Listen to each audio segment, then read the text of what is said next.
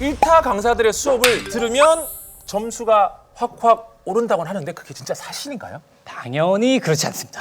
그래요? 그건 아니고요. 네. 저는 항상 생각하는 게 학생이 7이고 강사가 3입니다. 학생이 열심히 잘해야죠. 그렇죠. 하지만 저는 이 3도 역시 매우 중요하다고 생각합니다. 강사가 가지고 있는 이 3이 학생들 정말로 짧은 시간 내에 성적을 올려줄 수 있는 최고의 방법을 전수해주는 그런 시간이라고 봅니다. 아, 그러면 우리가 눈으로 여기서 확인할 수 있게 그런 제자들의 성적표를 보여줄 수 있나요? 네, 있습니다. 보시죠. 자, 지금 저게 뭐죠? 언어 영역이고요. 이게 4등급에서 1등급으로 이렇게 올라간 학생입니다. 네. 그러니까 선생님 강의를 듣고 성적이 오른 친구들. 그렇죠. 성적표죠? 원래 4등급이라고 하면 좀 중간 정도거든요. 그쵸. 근데 중간 정도에 있는 학생이 나중에 수능에 가서 1등급을 받는.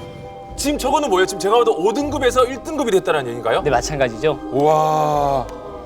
방법은 제가 제시해 드릴 수 있어요, 정말로. 그리고 그 방법대로 끝까지만 가면 분명히 성적이 올라갈 겁니다. 그럼 오늘 그 비밀, 네. 비법 네. 정확하게 알려주실 겁니까? 네, 몽땅 다 공개하겠습니다.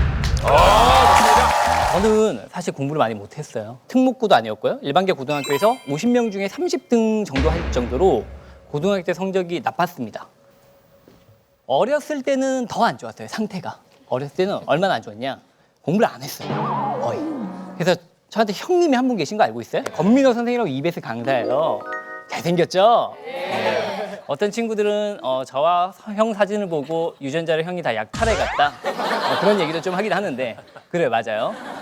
근데 권민호 선생은 어렸을 때부터 정말 잘했어요 공부를. 그래서 항상 공부벌레. 밤에 저는 그냥 벌레. 그죠? 그래서 저는 진짜 그냥 노는 게 좋았어요. 고등학교 때까지 그냥 계속 쭉 노는 게 좋다가 꿈은 뭐였냐? 축구 선수. 가만 보시면 제가 누구랑 닮은 것 같지 않으십니까? 천수. 맞습니다. 맞아요. 잘생긴 이천수. 네.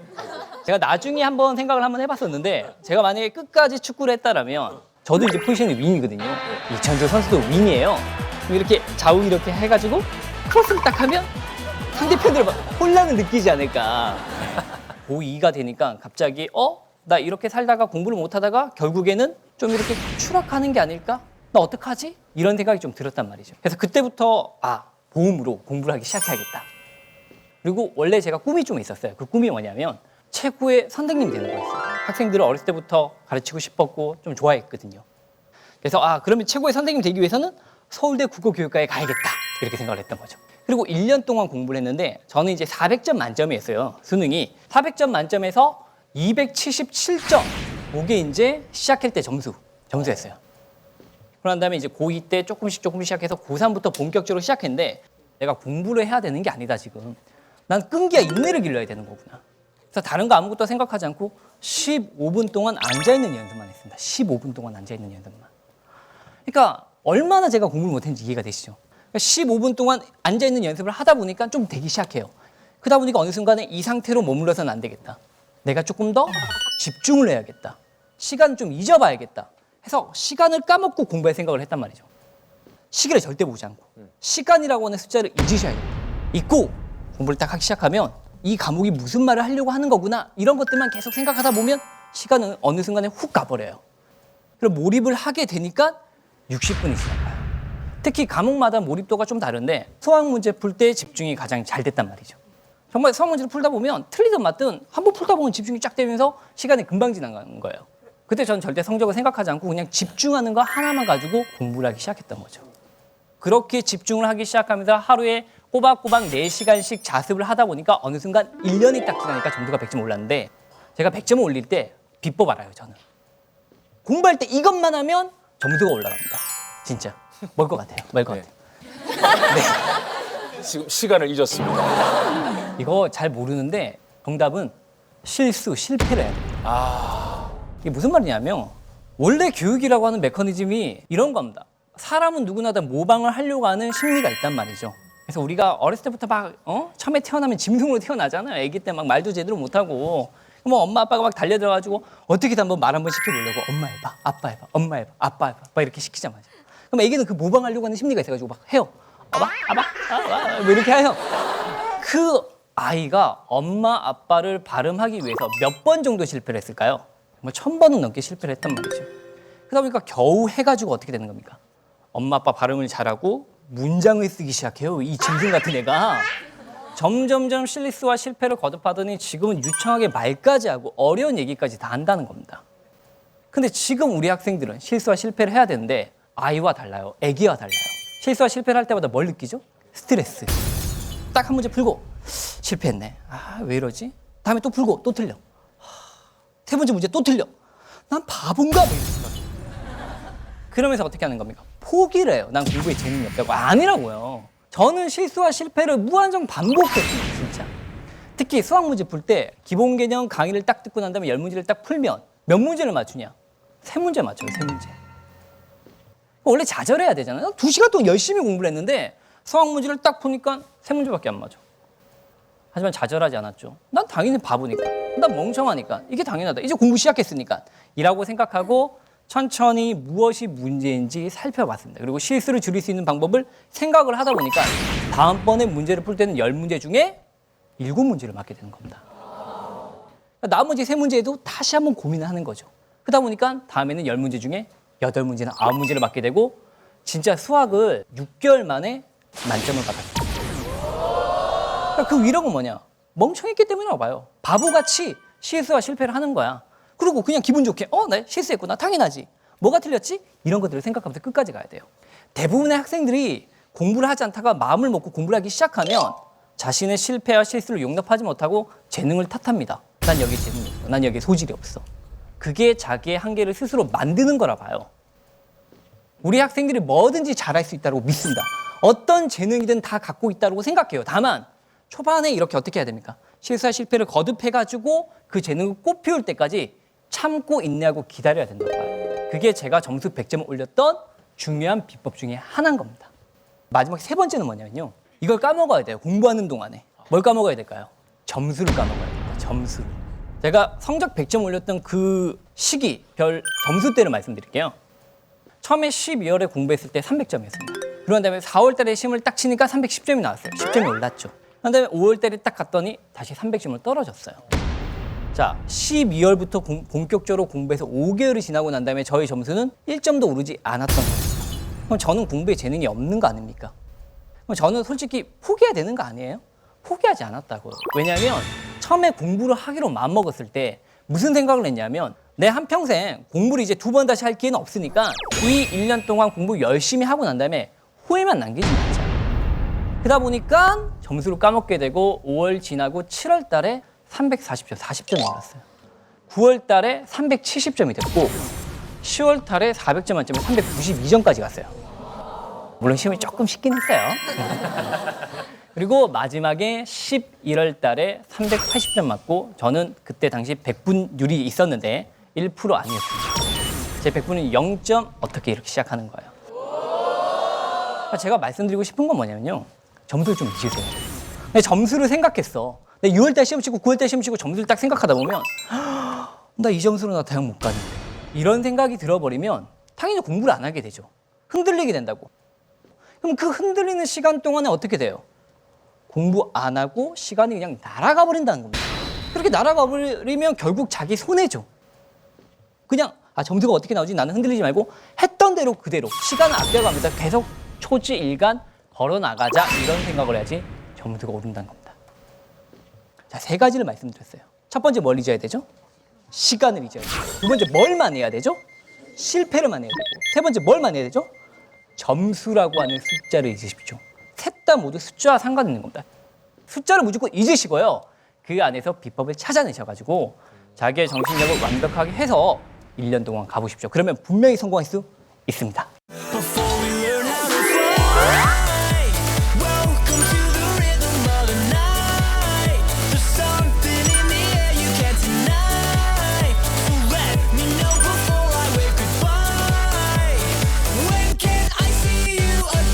이제 2014학년도 수능을 맞이해서 여러 과목 중에 가장 많이 바뀐 과목이 바로 국어입니다. 국어. 특히 언어 영역이라고 하는 말을 쓰지 않고 국어 영역이라고 하는 말을 썼어요. 그럼 왜 이런 말을 썼을까 궁금하죠. 간략하게 정리하자면 언어에서 국어로 바꾸게 된 까닭은 언어 상태로서는 공교육이 실현이 잘 안 돼요. 언어라고 하다 보니까 모든 글을 잘 읽어야 되는 걸로 가는 거죠. 그러다 보니까 비문학에 수능에 초점이 맞춰져 있고 그러다 보니까 학교에서는 비문학 수업이 잘 안 되고 있는데 이게 문제가 되다 보니까 국어라고 하는 말로 바꾼 겁니다. 그러면 학교에서 뭘 잘 가르치냐? 문법을 잘 가르치죠. 국어로 명칭이 바뀌었다라고 하는 것은 그만큼 문법을 강조하겠다라고 보시면 되는 거예요. 그다음에 특히 또 AB형이라고 하는 건 뭐냐? 결론만 말씀드릴게요. 문과 학생들은 무조건 B형을 해야 되는 겁니다. 그다음에 이과 학생들은 무조건 A형을 해야 되는 겁니다. 그렇게 정해진 거예요. 물론 문과 학생 중에 A형을 선택할 수 있는 사람도 몇몇 있겠지만 일반적으로는 거의 다 B형을 할 겁니다. 그다음에 예체능 계열의 학생들은 무조건 A형을 해야 되는 겁니다. 이 말을 들었을 때 제가 물어볼게요. 문과가 불리할까요? 이과가 불리할까요?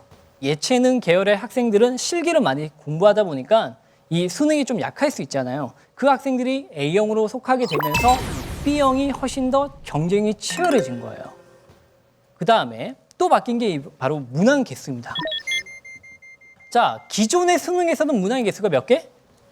50개. 지금 바뀐 수능에서 문항의 개수는 몇 개요? 45. 45개. 시간은 달라진 게 없습니다. 그만큼 시간이 남게 됐어요. 근데 여기서 가장 중요한 거는 듣기가 있고 없어지고 이것보다 더 중요한 것은 문법입니다. 문법이 이제 몇 개로 바뀌었습니까? 6개. 자, A형을 치는 이과 예체능 학생들은 6문제 문법을 쳐야 되고 B형을 쳐야 되는 문과 학생들은 7문제를 쳐야 되는 거예요. Before we learn how to fly, welcome to the rhythm of the night. There's something in the air you can't deny. So let me know before I wave goodbye. When can I see you again? When can we do this again? 제가 조금 공격적인 얘기를 좀 할게요. 전 나이도 좀 젊고 국어 교육에 대한 관심도 많고 그리고 기존에 있었던 국어 교육에 대해서 불만도 많습니다. 전 좀 과감하게 얘기하는데 우리나라 국어 교육이 좀 많이 잘못돼 있습니다. 그러니까 단적으로 알 수 있는 게 뭐냐? 우리 학생들이 12년간 국어를 배웁니다. 초등학교 6년, 중학교 3년, 고등 3년 이렇게 12년 국어를 배우는데 졸업하고 난 다음에 작품 하나도 제대로 해석 못해요. 시가 나왔어. 그럼 무슨 말이야? 아직도 이러고 있는 거예요. 내가 알고 있는 시가 나오면 거기에 대해서 뭔가 얘기할 수는 있지만 어떤 낯선 시가 나오면 거기에 대해서 해석할 수가 없어요. 더 웃긴 건 노래 가사도 그 의미를 몰라요. 자, 지금부터 시 얘기를 하는데 시 자체는 너무 어려우니까 먼저 노래부터 시작해서 시로 자연스럽게 한번 넘어가 볼게요. 첫 번째 제가 보여줄 노래는 바로 이겁니다. Sorry, but I love you. 다가진 말. 이야 몰랐어. 이제야 알았어. 네가 필요해. Sorry, but I love you. 날카로운 말. 바뀌면 나도 모르게 널 떠나보내지만. So sorry, but I love you. 다가진 많은 학생들이 알고 있을 겁니다. 많이 들어봤고. 근데 꼼꼼히 따져 들어가면 이 노래 가사를 어떻게 받아들여야 될지 모르고 있어요. 근데 노래 가사라고 사실 문학이 아닌 게 아닙니다. 왜냐면 우리 고려가요 알고 있죠. 고려 때 불렸던 대중가요예요. 쉽게 얘기하면 이거와 똑같아요. 이게 지금 100년 뒤에 애들이 배우고 있을 거라니까요. 확실합니다. 소녀시대 정말 뭐 좋은 작가 이렇게 해가지고 배우고 있을지 모르겠습니다. 시는 가장 중요한 게 뭐죠? 있는 말을 그대로 보는 게 아니고 머릿속에서 사고력을 딱 이렇게 통해가지고 화자의 정서와 상황 이렇게 바꿔내는데 만약에 안 된다면 그림을 그리십시오. 그림을 한번 그려보면서 시적 화자의 상황을 좀 쉽게 이해할 수 있도록 해볼게요. 이것도 학생들이 노래 가사를 잘 몰라요. 요거 학교 2013에도 나왔는데 아시나요? 예, 스쳐가니까 잘 모르겠죠, 그죠? 예, 학교 2013에 강세찬 선생님이 사실은 제가 그 고문 역을 맡아서 도움을 드렸던 것 중에 하나가 바로 이 빅뱅의 거짓말인데 이게 시의 기본을 보여주는 것과 밀접한 상관이 있습니다. 한번 같이 해석을 해볼게요. I'm so sorry, 미안해. 하지만 사랑해라는 뜻이에요. 다 거짓말이야. 그럼 이거 쭉 풀어보면 사랑해, 아, 정말 미안해, 뻥이지롱, 거짓말이야. 이렇게 이거 지금 화자가 지금 우리한테 뭐라고 얘기하고 있는 거야? 라는 생각이 든다는 거죠. 근데 시를 굉장히 잘 해석하는 사람은 요 앞에 무슨 어떤 말이 생략돼 있다라고 생각을 합니다. 분명히. 이제 화자의 상황을 추측해 볼게요. 자, 지금 분명히 화자는 이렇게 있을 겁니다. 남자일 것 같아요? 여자일 것 같아요? 남자. 이렇게 남자가 있어요. 이렇게. 자, 누군가 떠나갔죠? 그럼 이게 남자가 떠나가면 좀 그렇잖아, 그지? 여자가 떠나가는 걸로. 길게 해주면 되는 거야, 뭐든지. 이렇게. 떠나갔어요. 떠날 때 날카로운 말을 한 거예요. 이게 날카로운 말을 어떻게 그리지? 이게 막 이렇게 할까? 이런 말을 했다는 겁니다. 그리고 지금 그때 떠나보낼 때 화자는 어떤 정서를 가지고 있었어요? 홧김에 떠나보냈으니까 화가 지금 나 있는 상태예요. 자, 그럼 우리 추측해 볼게요. 어떤 날카로운 말을 했을까요? 꺼져. 꺼져! 꺼져. 예, 역시 전문가는 좀 다릅니다. 그죠? 예. 꺼져! 욕까지 했을 것 같아요. 이제 다시 가볼게요. 미안해. 뭐가 미안하다는 걸까요? 이제 날카로운 말이죠. 사랑에 다 거짓말이야. 뭐가 거짓말이란 거죠? 날카로운 말. 그러니까 이 안에 이 날카로운 말이 생략돼 있다는 것을 이렇게 그림을 그려보면 판단할 수 있는데 아무도 이렇게 상황을 떠올리지 않는 거예요. 시는 그림을 그리셔야 됩니다. 그림을 그리시면 상황이 딱 이해되고 화자의 정서가 딱 이해돼서 보이지 않는 것들이 보이기 시작하는 거예요. 이번에는 정말로 시입니다. 시. 일부러 어려운 거 갖고 왔어요. 하지만 수능이 나왔던 겁니다. 그래서 여러분들이 못 풀었다 하면 아, 내가 수능을 잘 못 봤었겠구나라고 생각을 해야 됩니다. 한 개씩 한 개씩 풀이하면서 이제 그림 그려볼게요. 노래가 낚이는 그중 나도 구름까지 갔다가 되돌아오고. 지금 이 얘기는 화자는 뭔가 여러 가지가 있는데 그중에 가장 나은 게 뭐라고요? 노래. 근데 걔는 어디까지만 갔다 온다고요? 구름까지만 갔다 온다고 했으니까 아마 화자가 노래를 불렀겠죠. 슉 했는데 아, 여기서 되돌아와. 그럼 여기다 뭘 그려야 되죠? 구름을 그리면 되죠. 지금 화자는 사실 이 노래를 통해서 어디까지 닿게 만들고 싶었을까요? 어디까지? 맞아요. 하늘이죠. 그러니까 화자가 가고 싶은 것은 뭐예요? 하늘이에요. 그러니까 첫 번째로 보고 노래가 낚인 그중 나도 구름까지 갔다가 되돌아온다라는 말에서 화자는 지금 하늘까지 도달하기를 원하고 있어라고 하는 걸 끄집어내야 되는데 못 끄집어내는 거예요. 문학적 사고력이 딸려가지고 어떡해요. 내 발굽을 쳐 달려간 말은 바닷가에서 가 멎어버렸다. 이제 이 난도가 있는 건데 지금도 놀랍게도 말을 그리는 거예요. 말을. 이거 어떻게 그려야 되나 지금 큰일 났네. 자, 그림을 좀 못 그리시는 것 같아요. 맞습니다. 이 말에서 화자는 어디까지 가고 싶어 했을까요? 바닷가에서 멈췄잖아요. 바다까지 가고 싶었던 거예요. 하지만 바다에 갈 수 없고 바닷가까지만 가는 거예요. 노래와 똑같은 의미를 가지고 있는 게 뭘까요? 그렇죠, 말이죠. 그죠? 하늘은 나와 있지 않지만 하늘과 똑같은 의미를 가진 것은 바다. 이렇게 나오는 거죠. 꽃차 아침마다 개벽하는 꽃차 내가 좋기는 제일 좋아도 물 앞바닥에 얼굴이나 비치는 염도 모르는 아이와 같이 나는 내 닫힌 문에 기대서 보인다. 간단하게 볼게요. 이렇게 해서 꽃을 그린 거예요 지금. 꽃이 있고 꽃에게 문이 있어요. 하지만 여기 기대에 섰다는 거예요. 그럼 이 기대에 섰다라고 하는 것은 이 문 안으로 들어갈 수 없다는 얘기겠죠. 그래서 퀴즈입니다. 잘 생각해보세요. 모든 건 유기적이에요. 문을 열고 들어가면 거기에 뭘로 갈 수 있을까요? 어디로 갈 수 있을까요? 하늘 또는 바다로 갈 수 있겠구나. 이게 떠오르지요. 납득되죠? 문 열어라 꽃차 문 열어라 꽃차 벼락과 헬만이 길을지라도 문 열어라 꽃차 문 열어라 꽃차. 뒤에 이렇게 있으면 여기에 벼락이 내리고 막 이렇게 해일이 불지라도 나는 가겠다라고 얘기하고 있어요. 어디로? 하늘과 바다로.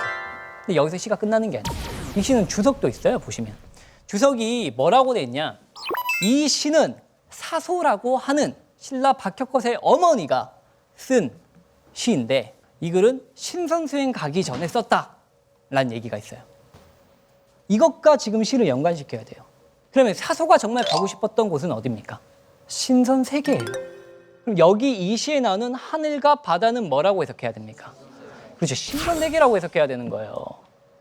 이게 바로 이 시의 정확한 해석이 되는 거예요. 그러니까 여러분들이 지금 보시고 있는 이 시를 그냥 그대로의 의미로 받아들이면 무슨 말인지 납득이 되지 않아요.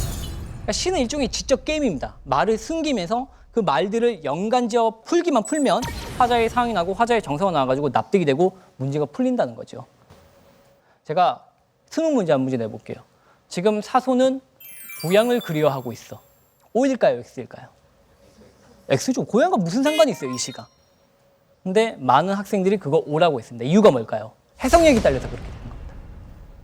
자, 지금까지 먼저 시를 보여드렸어요. 시.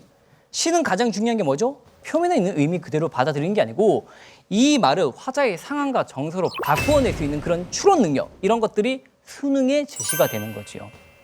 혼자 그냥 말로만 하면 잘 파악이 안 돼요. 그림을 그리십시오. 그림을 그리면 처음에는 좀 어렵지만 차근차근 그리다 보면 쉽게 이해됩니다. 국마 학생들이 힘들어하는 비문학이 있습니다. 비문학이 여러 가지로 되는데 뭘로 되는지 알고 있죠?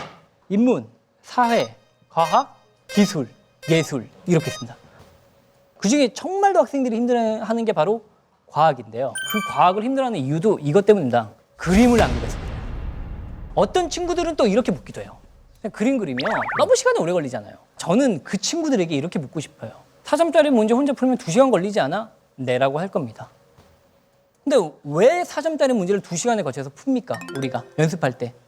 나중에는 거듭거듭하면 시간이 줄어들 거라고 생각을 하기 때문이죠.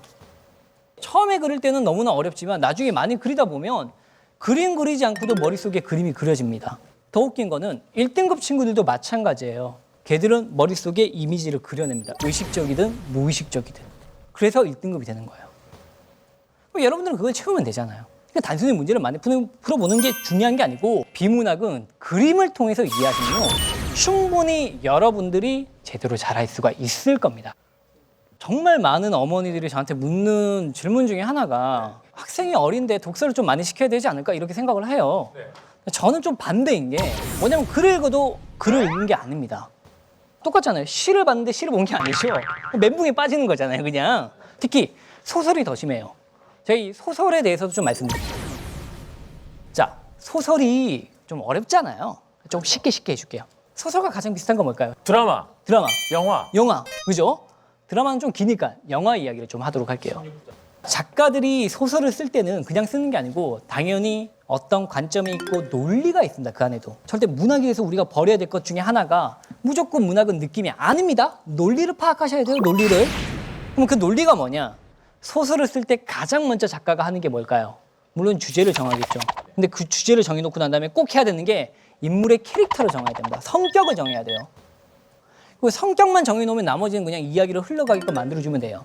제가 그 이야기를 설명하기 위해서 태극기 이날림에 한번 봤나요? 태극기 이날림엔 2명이 나오는데 한 명은 제가 이 극중 이름은 까먹었어요. 장동건. 나머지 한 명은 원빈이 되는 겁니다. 자, 웃기지 마 하는. 네. 형이 뭐가 형이 나한테 네네네네. 내가 훈장 달라 그랬어. 그렇지. 맞습니다. 내가 뭐 때문에 죽기 살기로 뛰어다녔는데 날 풀게 되지만 내가 그렇게 안 했어. 도대체 왜 그래?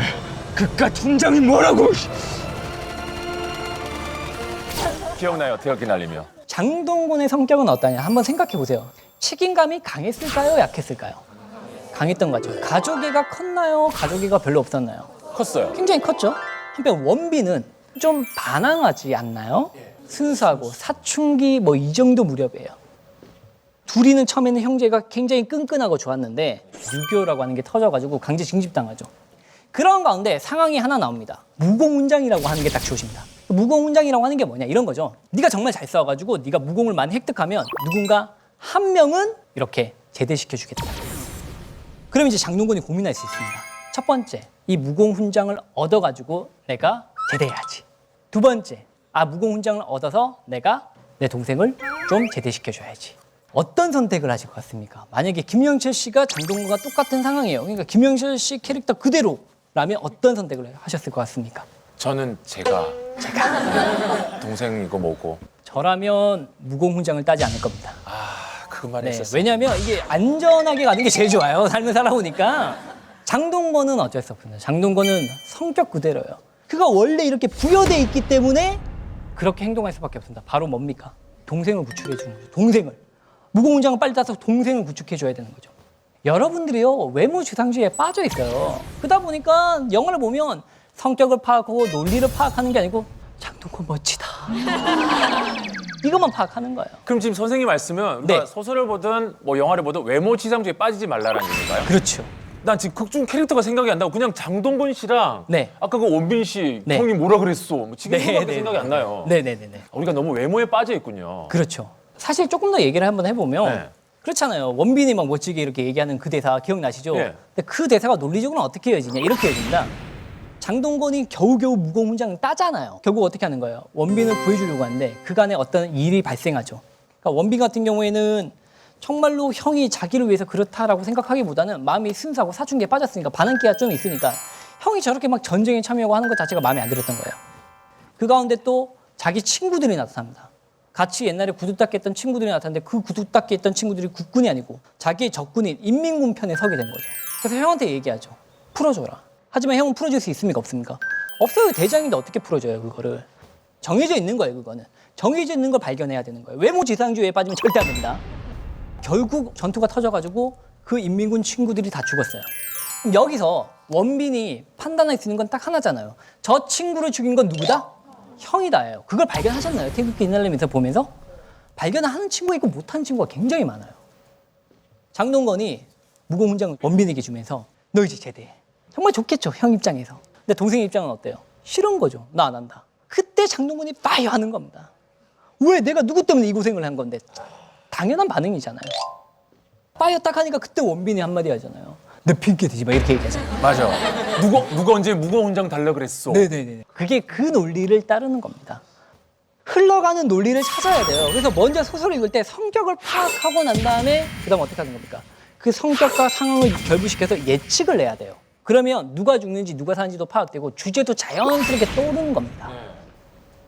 소설의 인물 파악 여러분 도움 되시죠? 네. 선생님 근데 예전 같은 경우는 문법 문제가 몇 문제 나왔었어요? 한 문제밖에 나오죠. 그럼 요새는요? 지금은 이제 바뀐 수능에서는 이과생들은 6문제, 문과생들은 7문제가 나오는 겁니다. 저도 사실 고등학교 때 국외음악, 자음동화 뭐 이런 것까지는 배웠던 기억은 나는데 여러분 파열음, 파찰음, 평순모음 이런 거 들어본 적 있어요? 지금 수능이 바뀌어가지고 문법이 정말 중요해졌거든요. 그럼 이거는 어떻게 달달달달 외우면 되는 겁니까? 아니면 당연히 방법이 있습니다. 제대로 된 방법대로 하면 충분히 가능합니다. 자, 우리가 흔히 다 문법은 외워야 된다고 생각을 합니다. 네. 그죠? 근데 정말로 선생님 말을 잘 들어야 돼요. 선생님이 할 수 있는 것은 정말 많이 해본 게 뭐냐면 문제를 많이 풀어보고 문제를 많이 풀어봤기 때문에 수능이 어디까지 문제를 출제한다, 어디까지만 하면 된다를 가이드라인을 잡아주는 겁니다. 이런 표가 나왔을 때 일반적으로 우리 학교에서 외우라고 하는데 그건 좀 그래요. 일반적으로 외우는 건 별로 좋지 않습니다. 이 표에서 뭐만 알고 있으면 되냐? 전설, 후설은 별로 중요하지 않습니다. 평승과 원승, 고, 중, 저만 제대로 알고 있으면 되네요. 그럼 고, 중, 저 모음을 외우고 내가 평승과 원승을 외우면 되냐? 그건 아니라는 거죠. 어떻게 하는지 잘 보세요. 고, 중, 저라고 하는 것은 우리가 흔히 혀의 높이라고 되어 있는데 혀의 높이보다는 턱이라고 생각했어요. 왜냐면 혀의 높이를 잘 느끼기 힘드니까 네. 턱이라 생각하고 이렇게 손을 한번 갖다 대볼게요. 그리고 이제 발음을 한번 해볼게요. 이, 에. 이에에 자연스럽게 손가락이 내려가죠. 예. 즉 입을 가장 크게 벌리는 모음이 바로 뭐죠? 저모음 에입니다. 그럼 혀가 가장 낮아지는 것은 고모음이에요, 저모음이에요?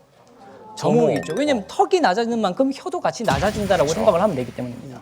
그러니까 시험장 가서 지금 애가 무슨 모음이지? 하지 말고 해보면 돼요. 사실 저 모음 어차피 저 사각도를 줄 건데 평승 원승 개념만 정확히 잡고 있으면 됩니다. 평승 원승은 뭐냐? 이렇게 하시면 돼요. 저 중에서 가장 확실한 게 어거든요.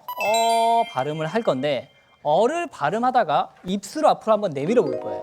자, 같이 한번 해볼게요. 이제 내밀어 볼게요. 오. 입술 앞으로 내미니까 어가 뭘로 바뀝니까? 오. 오로 바뀌죠. 그러면 평수는 입술 앞으로 내민 거예요? 안 내민 거예요? 안 안 내밀고 원수는 원선 내밀었죠. 입술을 앞으로 내민 거다라고 생각하면 되는 겁니다. 위에 거 해볼까요? 자, 그죠? 한번 보세요. 아를 발음하는데 입술을 앞으로 내밀지 않잖아요. 하지만 오나 우나 이런 것들은 내밀잖아요. 이런 식으로 판단만 하면 되는 겁니다. 근데 가장 중요한 게 바로 뭐냐? 몸을 움직이셔야 돼요. 몸을 움직이면 문법은 매우 쉬워져요. 아무 생각 없이 그냥 내가 연습장에다 계속 그 반복적으로 그리고 네. 이러면 점도 안 올라갑니다.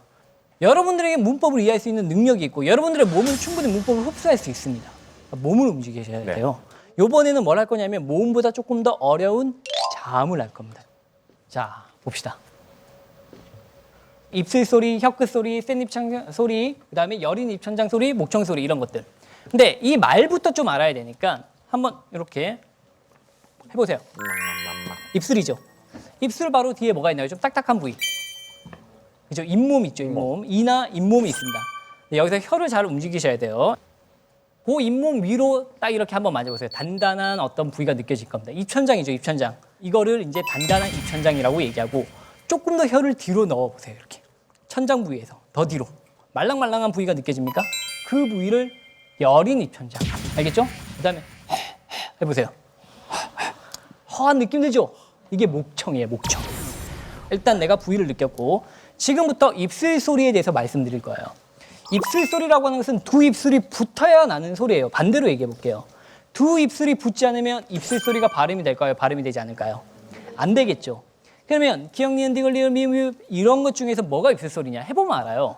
자, 우리가 기역, 니은, 디귿, 리을, 미음, 비읍은 그냥 발음하기 힘드니까 가나다라, 마바사로 해볼게요. 가를 발음하는데 입술 붙이지 말고 한번 발음해볼게요. 가. 가능하죠? 그럼 이건 입술 소리라는 거예요? 아니라는 얘기예요? 아니라는 거죠. 나 해볼게요. 나. 붙긴 붙는데 입술이 아니에요. 혀가 붙죠, 그죠? 사실은 혀가 천장에 붙어요. 그러니까 나도 아니에요. 다.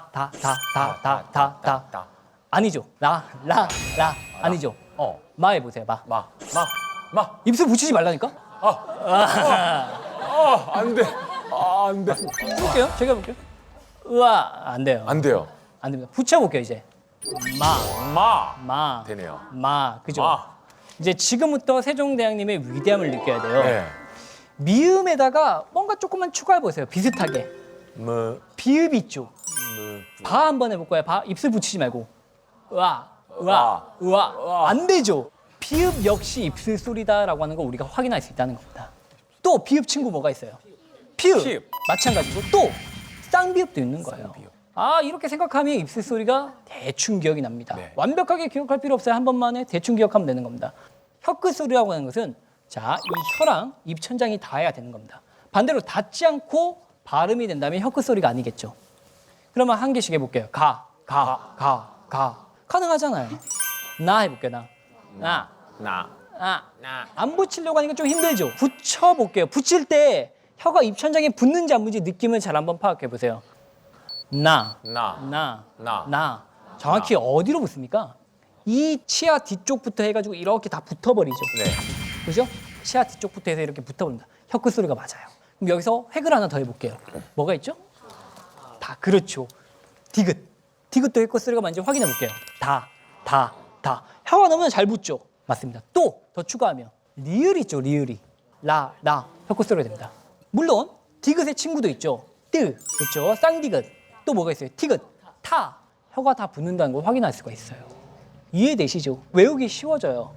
몸을 움직이세요, 몸을.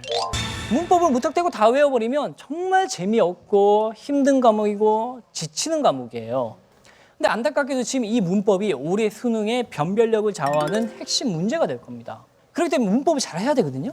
그러기 위해서는 반드시 몸을 움직여가지고 내가 납득을 하는 거예요, 내 몸이. 내 몸이 납득할 수 있게끔 공부하면 충분히 여러분의 성적을 올려낼 수가 있는 겁니다.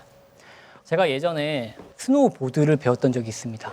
제 촬영을 해주시는 감독님들과 함께 스노우보드를 타러 갔었는데 3일 동안 스노우보드를 감독님께 배웠는데 조금도 늘지 않아요.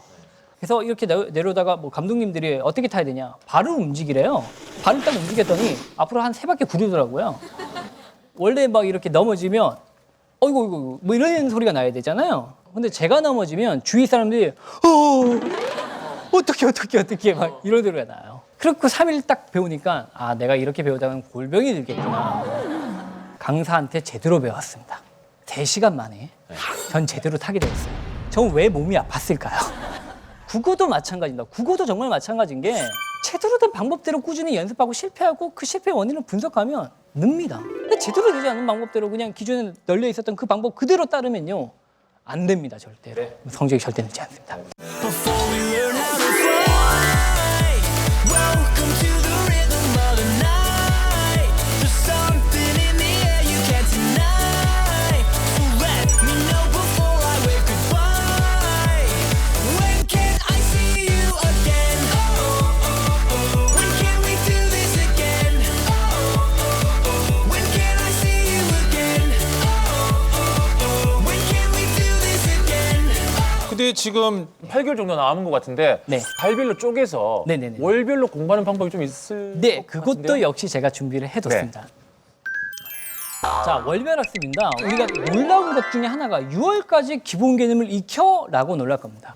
여러분, 2014년도 대수능에서 시간이 딸린다라고 얘기하면 절대 안 됩니다. 왜냐하면 시간이 딸린다라고 하는 것은 내가 모르는 내용이 나와야지 시간이 딸린 거지, 아는 내용이 나오면 시간이 딸릴 수가 없어요. 국어 영역이라고 하는 게. 왜? EBS 때문이에요. EBS 때문에. 출제가 된 14개 지문 중에 EBS에서 몇 지문 나올까요? 13개 지문이나 12개 지문이 나옵니다. 작년에 수능을 풀었던 학생들이 어떻게 풀었냐? 딱 시험지가 나오죠? 풉니다. 작품을 읽어야 되는데 이 작품! 넘겨서 문제를 체크합니다. 그거 읽고 있으면 안 되는 거예요. 읽고 있다라고 하는 말 자체가 뭘 의미하냐? 나는 EBS 공부를 제대로 하지 않았어. 이겁니다. 그러니까 절대로 시간이 딸릴 필요가 없는 거예요. 그러면 선생님 EBS가 정말로 중요하겠군요 라고 착각하지만 이거 진짜 착각이에요. 오해예요. EBS를 먼저 공부를 하기 위해서 먼저 익혀야 되는 게 뭐예요? 사고력과 기본 개념이에요. EBS를 그냥 내가 달달달 지문을 외우고 있다고 좋은 점수를 받을 수가 없어요. EBS 작품을 내가 분석할 수 있는 사고력을 익혀야 되는 거잖아요. 그러니까 몇몇 학생들 중에 EBS가 별로 중요하지 않았던 것 같은데 라고 얘기하는 친구들은 사실은 국어 문학의 사고력이 딸렸던 거예요. 그러니까 제대로 된 사고력으로 이 작품을 딱 분석하면 머릿속에 딱 남습니다. 특히 그림을 딱 그려보면 시의 내용이 몽땅 머릿속에 남아요, 진짜. 그런 상태에서 수능 시험장에 딱 들어가서 공부를 하면 되거든요. 즉 그래서 6월 달까지는 뭐만 하면 되냐? 그런 사고력을 배양하시고 기본적인 개념들을 정확히 익혀주시면 되는 거예요. 문법에서 필요한 개념들이나 이런 것들을. 그 다음에 이제 뭘 해야 되냐? 당연히 부분별 EBS 정리를 해야 되는 겁니다. 이제 내가 사고력이 갖춰져 있고 이제 충분히 이 작품들을 분석할 수 있고 지문들을 이해할 수 있다. 그러면 본격적으로 파기 시작해야 되는 거죠. 팔 때는 어떻게 하는 게 좋냐? 자, 우리가 시를 해석했으면 그 해석되는 내용을 써보세요. 메모지에다 써보고 연습장에 써보고 그걸 딱 정리를 하는 겁니다. 그런데 하다 보니까 좀 안 되는 작품들이 나와요. 어떻게 하는 겁니까? 체크를 해둔 다음에 조금 더 잘 가르치는 선생님들의 강의를 보거나 아니면 인터넷으로 찾아보면서 무슨 말인지 정확하게 이해하고 가는 겁니다. 그러니까 나중에 수능 시험장 딱 들어가기 일주일 전부터 뭘 하는 겁니까? 체크해둔 그 내용들을 보는 거죠. 보면서 내가 이런 것들이 문제가 되었구나 라고 생각하시면 되는 거예요. 자, 이제 마지막 갈게요. 10월, 11월 동안은 최종 점검을 하고 시간 배분을 해야 됩니다. 물론 아무래도 시간이 남을 거예요. 예년과 달리 EBS에서 계속 지문들이 나오기 때문에 시간이 남을 수밖에 없습니다. 시간이 안 나면 공부 방법이 잘못된 거예요. 하지만 그렇다 할지라도 시간 관리를 해야 됩니다. 혹시나는 마음에. 그럼 시간 관리는 어떻게 하냐? 간단합니다. 시계를 한 번 보지 마세요, 제발. 수능 시험장 가면 우리가 몰입을 정말 잘합니다. 학생들이 집중을 해요. 뭔가 잘 풀려. 이야, 내 최고다. 35분까지 막 풀어요. 이야, 이거 정말 짱인데? 나 이번에 만점 맞겠어? 라고 생각하는 순간 종이 칩니다. 딩동, 댕동. 이렇게. 그래서, 내가 시간을 다 까먹고 몰입해서 시험을 봤더니 종이 쳐서 15문제나 10문제를 못 풀게 되는 그런 현상이 나타나게 되는 거죠. 그럼 어떤 식으로 하면 되느냐? 모의고사를 딱 푸는데 20번 문제까지 딱 풀고 시계를 딱 한번 보세요. 원래 20번까지 문제를 풀면 한 20분 정도만 지나 있어야 됩니다. 근데 만약에 내가 한 22분 정도 지나 있다. 그러면 내가 얼마나 더 오래 푼 거죠? 2분 오래 푼 거죠. 다음 구간 35번 때까지 내가 조금 더 빨리 풀어봐야겠구나라고 생각을 하면 되는 겁니다. 그래서 조금 더 빨리 풀려고 노력하다 보면 그만큼 고민하지 않고 답을 조금 더 빨리 도출해가지고 35번 때 가서 다시 한번 시기를 보는 겁니다. 원래 한 45분간 풀어야 되는데 4분 됐네. 1분이 남았어. 방심하지 말고 또 그 다음 구간까지 또 빨리 푸는 거지요. 저 때는 시계를 3번이나 4번 자기 리듬에 맞게끔 3번 보는 친구가 있으면 3번 보는 거고 4번 보는 게 익숙하다 싶으면 4번을 보는 겁니다. 그 연습을 계속 반복하는 거예요. 그러면서 이제 내가 앞에서 EBS 공부할 때 좀 몰랐던 그런 내용들 다시 한번 보면서 정리를 하면 분명히 여러분들은 좋은 점수 받을 수 있을 겁니다.